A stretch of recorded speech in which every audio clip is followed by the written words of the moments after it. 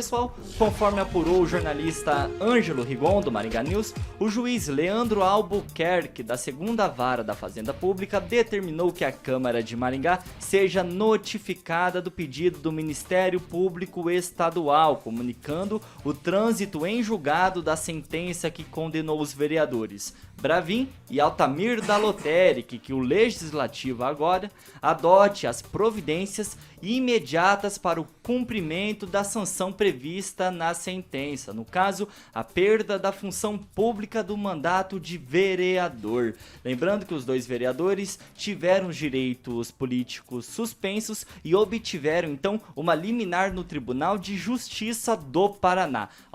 Ao solicitar então o cumprimento imediato da sentença da condenação, o juiz disse que não há como reabrir a discussão quanto ao mérito. Bravin e Altamir da Lotérica e outros vereadores foram condenados por nepotismo. A decisão não abriu prazo para a manifestação das partes, ou seja, a presidência da Câmara de Maringá, que hoje é do vereador Mário Hosokawa, deverá dar cumprimento imediato após ser citado. Rogério Calazans, quero começar com você, que já é especialista nessa área, e como eu trouxe na manchete, será que agora vai ou não?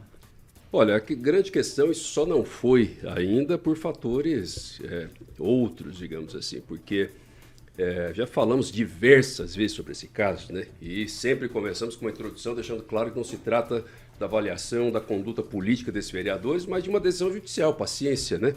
Boa ou má, é uma decisão judicial. Quando houve a suspensão da determinação de cassação desse mandato, acho que é a coisa de uns 2 meses, mais ou menos isso, a fundamentação dada pelo desembargador na época foi uma fundamentação de falta de fundamentação sobre um ponto específico do juiz local. Então não era nada referente ao mérito em si, se caça ou não caça. Do ponto de vista jurídico, estava evidente que essa decisão poderia ser suspensa, cassada, enfim, poderia cair a qualquer momento, como de fato caiu. Esse processo se arrasta há muito tempo, a Justiça tem que dar uma solução definitiva para o caso, considerando que a decisão transitou em julgado.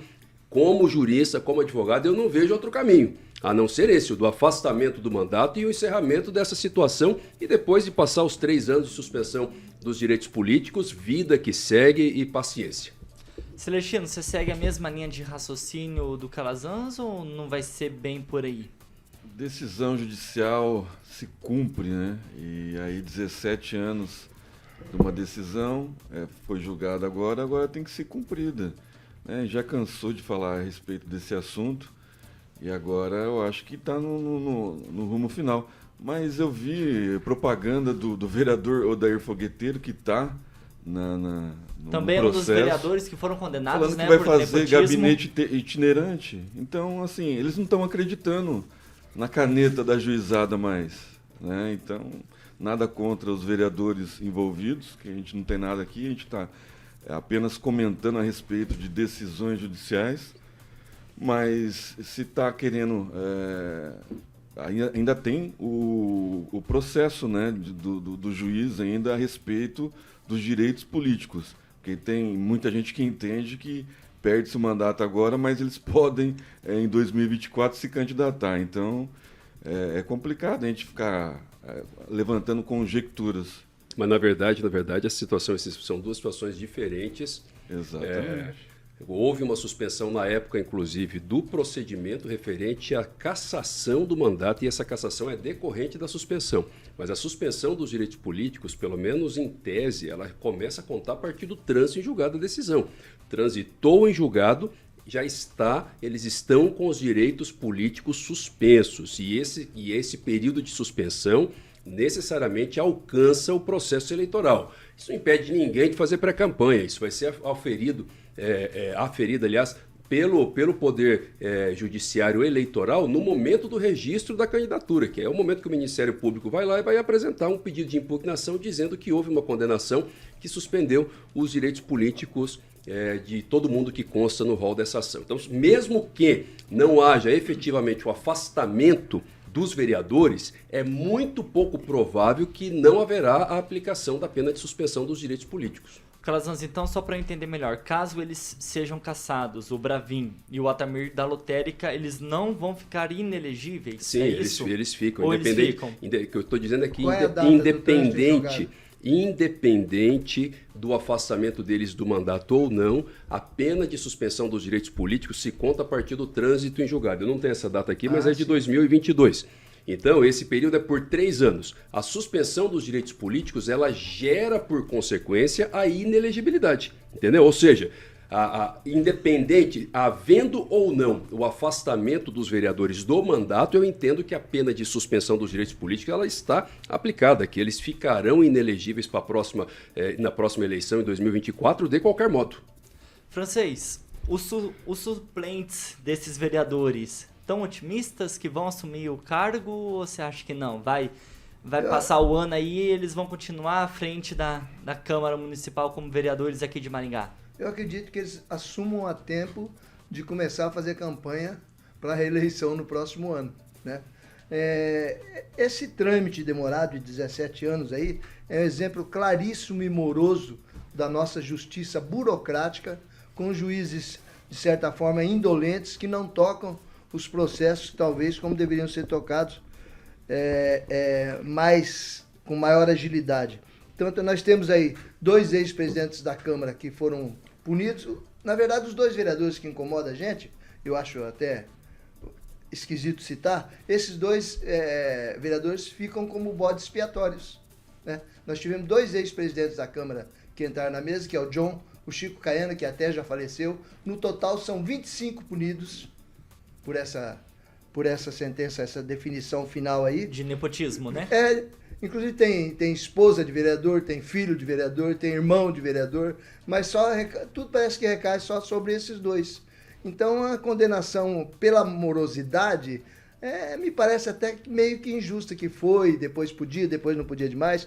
Na verdade, ninguém consegue explicar isso aí. Mesmo Calazans, ele vai e volta, explica, mas não chega a uma conclusão lógica do que é legal.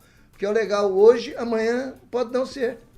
Veja aí o nosso Supremo Tribunal Federal com suas decisões. E o Celestino, que é advogado, vai explicar melhor. Não vou ser advogado, mas você tem que respeitar o advogado constitucional, professor. Não, tô falando que ele tem que e outra coisa, só se fala do voltar. Bravin e do Altamir porque eles estão em mandato. Os outros não estão, os outros já aposentaram na política. E assim, eu acho que é importante. Um já falecido, né? Eu acho que os 2 estão sendo falados porque eles estão em mandato. Por isso que a gente fala deles. Vai falar dos outros por quê?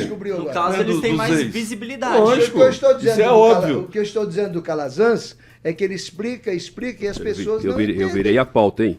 Calazans, como você foi citado pelo Francês, vai lá. Eu acho que é só por uma questão de justiça com o nosso ouvinte, para que ele entenda de forma bem simples. Objetiva. De forma bem objetiva, o que acontece aqui é que quando saiu a decisão do Tribunal de Justiça no recurso de apelação, recurso de apelação é um recurso que se faz contra a sentença. É o segundo recurso. No começo do processo, isso aconteceu, salvo engano, no ano de 2011. O acórdão, que é a decisão do Tribunal de Justiça, o acórdão disse que o ato de improbidade no qual essas pessoas foram enquadradas era um ato doloso, consta de forma expressa. Inclusive, eu li parte dessa decisão aqui, porque é evidente, como cidadão de Maringá, como comentarista aqui da Jovem Pan, eu fui buscar acesso a esse processo. Então, tem uma declaração expressa que se trata de ato doloso. E agora veio a nova lei e ela diz que não tem mais suspensão dos direitos políticos, não tem improbidade mais para ato culposo.